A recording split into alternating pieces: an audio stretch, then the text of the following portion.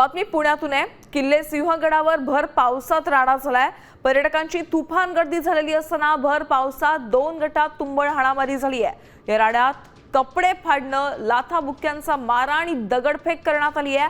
अनेक जण यामध्ये जखमी झाल्याची माहिती मिळतेय। सिंहगडावर कपडे फाडून दगडफेक करण्यात आल्याची घटना घडलेली आहे। दगडफेक आणि लाथाबुक्क्यांचा मारा करण्यात आलाय, ज्यामध्ये अनेक जण गंभीर जखमी झाल्याची माहिती मिळतेय।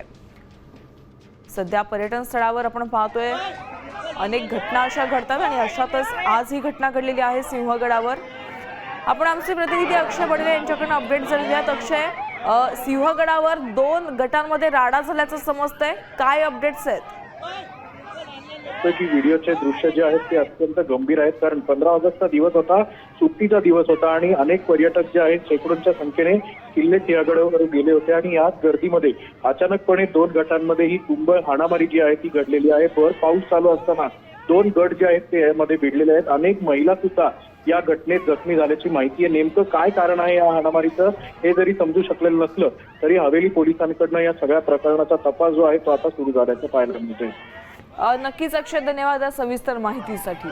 पुण्यातल्या सिंहगडावरची दृश्य आपण पाहतोय। भर पावसामध्ये 2 गटामध्ये तुफान राडा झालेला आहे।